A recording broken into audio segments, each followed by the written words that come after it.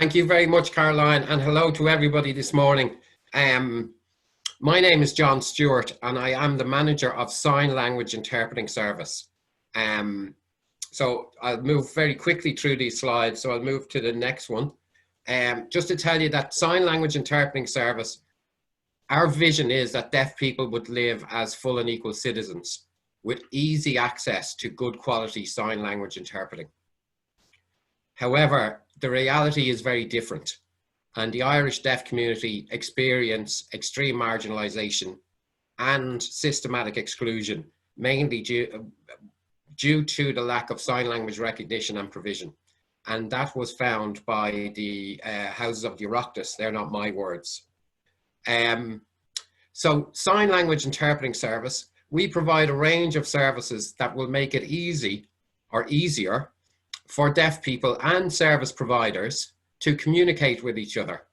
So for deaf people, we have a 24-hour emergency service for legal and medical emergencies only, where if somebody's in an accident, they can contact us and we will try and locate a sign language interpreter for that particular emergency. Perhaps of more interest to you, the audience, would be a referral service. So that if you need a sign language interpreter, where do you get one? Well, I'm suggesting you can email SLIS, and the email is bookings@slis.ie, and we will identify an appropriate interpreter for your needs. This is a free matchmaking service. You will then connect with the interpreter and make the arrangements for the meeting and pay the interpreter and so on. We also have specific funds for sign language interpreting, including access to GPs and doctors, to funerals, and hopefully in the future a social inclusion fund.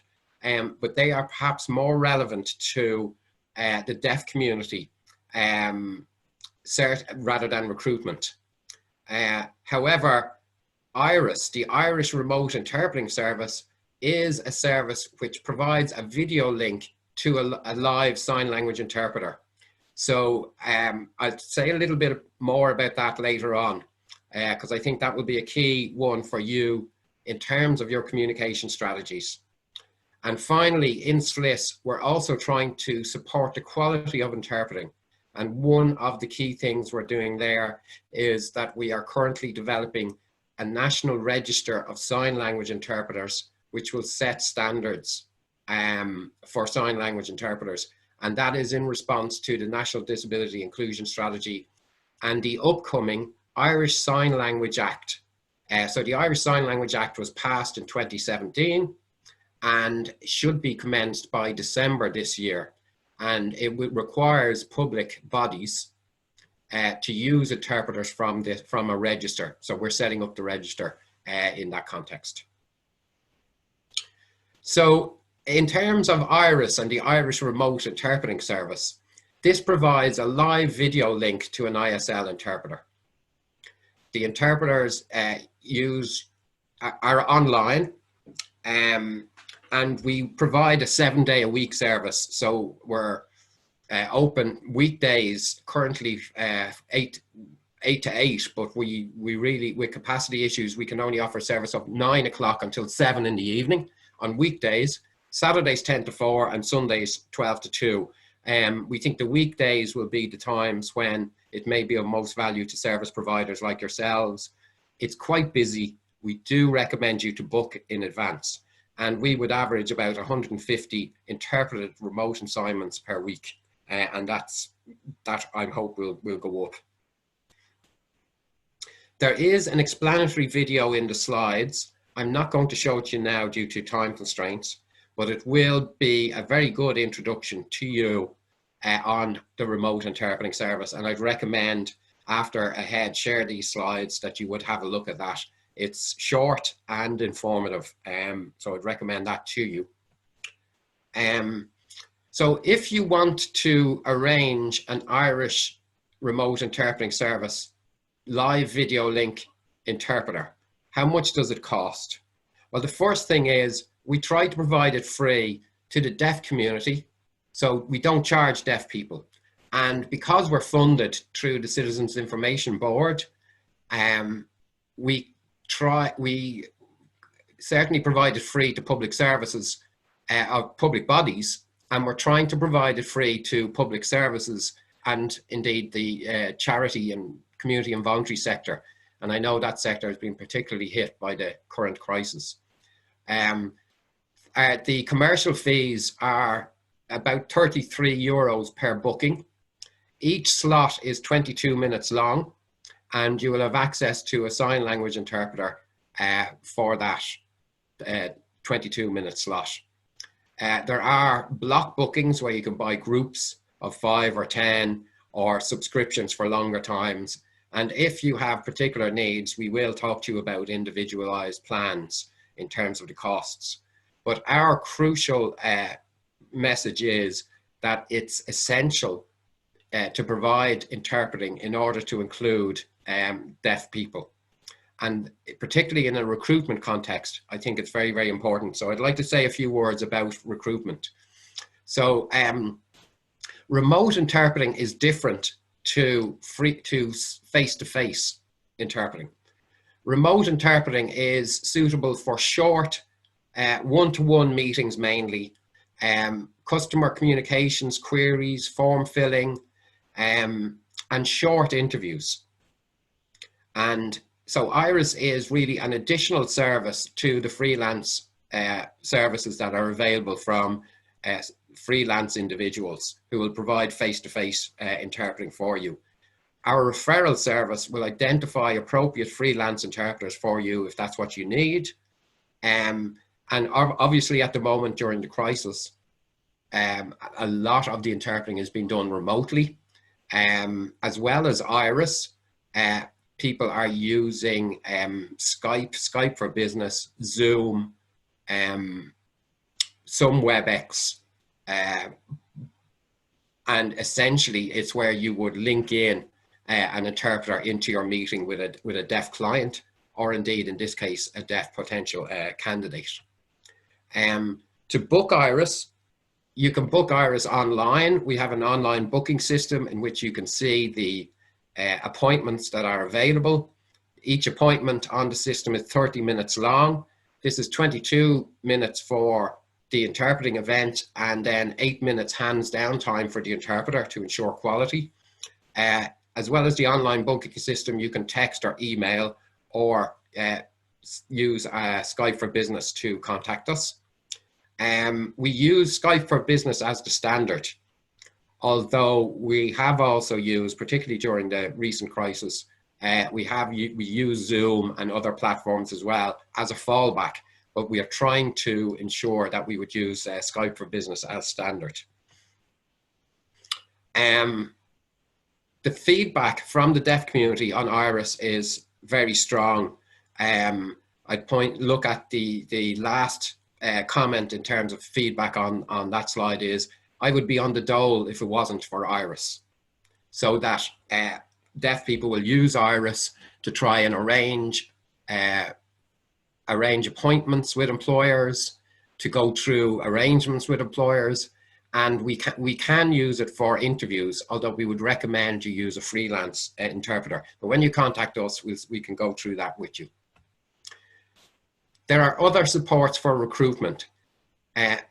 The Department of Employment Affairs and Social Protection has a job interview interpreter grant. I've included the link in the slides, and this is where the department will pay for a freelance interpreter to recruit to interpret at your interview. Secondly, the SLIS referral service. If you need an interpreter for a recruitment or interview or for any other purpose, if you contact us, we'll try and identify an interpreter appropriate to your needs, and we can provide you with some how-to tips as well on how to use interpreters. And finally, Iris, you can access an interpreter by video link, and that can be very useful for arranging interviews and recruitment processes, following up on interviews with potential candidates. Although we would recommend using a freelance interpreter because our 22-minute slot can be problematic. We can arrange for double slots on occasion, but essentially Iris is there to promote access for the deaf community to services. So if you can use a freelance interpreter, do. If not, you can certainly use Iris. When you're working with an interpreter for interviews, it's important to plan the interview in advance. And like any time you use technology, test it beforehand. You should ensure the video of the person can be seen from the tip of the head to the torso. So whereas today you're only seeing my head, Irish Sign Language requires that the video would have the tip of the head to the torso, because where you sign is important to the translation. One person should lead the interview, and you should only have one person talking. Iris is not ideal for group meetings. However, freelance interpreters will do group meetings remotely, and they work quite well. We use freelance interpreters ourselves for our board meetings and so on. Again, the Iris slots are 22.5 minutes long. If it's a short interview, Iris may be suitable. But if it would take longer, a freelance remote interpreter will offer longer assignments. And just to say that generally interpreted assignments take a little bit longer than than assignments or interviews which wouldn't need sign language interpreting. And then in using technology, Stewart, I think, has given a very good overview of some of the technologies and tips. But again, just don't sit in front of a window or bright light. All of that you can try out. You can try out when you test the technology with the interpreter or with Iris. Again, I'm going to leave you with the SLIS referral number, which is there, including the email bookings@slis.ie. And you also have my contact details and the details for SLIS and Iris. So again, just to thank you for your attention today. It is really important that you would include deaf people, as you would include others, in your recruitment processes, and sign language interpreting can provide a solution to you in terms of communicating with your potential deaf candidates. Thank you very much. Thank you very much, John. We actually have a couple of questions for you. So would you mind just stopping your share and we'll just run through some of the questions. So the first question that came in, I can see here, was from an anonymous attendee, was saying, hi John, is there a standard the interpreter must meet to safeguard the deaf client from a poor experience? So that's probably in relation to the standards of sign language interpreters and what training do they have. I think that's what the question is asking. Yeah, a great question. Yes, standards are important because very often a poor interpreting assignment will reflect badly on the deaf applicant. So it's very important there's good standards. How do we assure standards?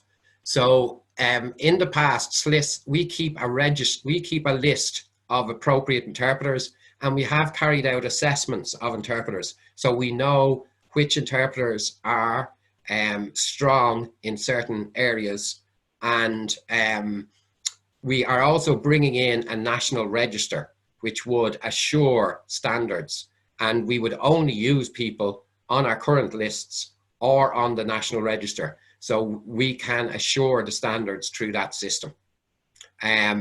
So a very good question, and we would hope to have the register up in place at the end of this year.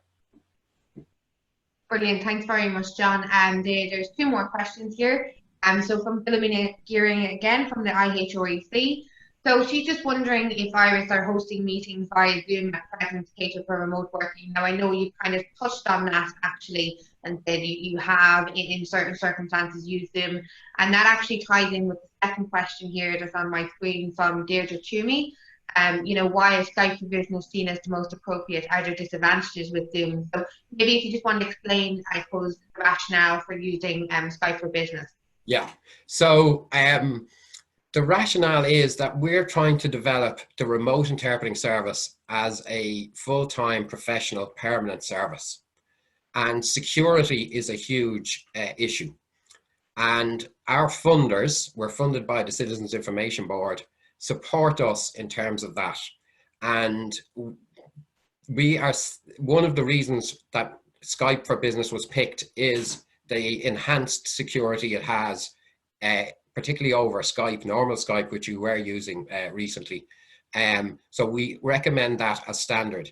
Now, there are difficulties in terms of access to Skype for Business. It tends to be a commercial package, but we do have supports for people who want to access it. So we have a colleague, I have a colleague in SLIS, Corinne Kilkenny, who's deaf, who will support the deaf clients in terms of accessing Iris and the technology.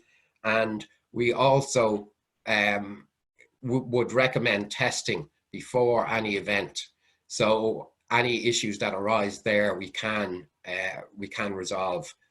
In relation to Zoom, Zoom looks increasingly effective, and we certainly use Zoom for internal meetings in SLIS, and we have used it in relation to remote interpreting as well.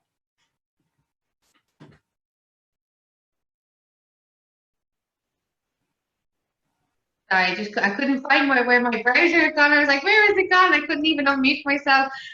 Technologies. Okay, thanks very much, John. And we will have a Q&A panel later on. And so if there's any more questions, I know it's a lot of information to digest, particularly if you've never ever used a sign language interpreter before.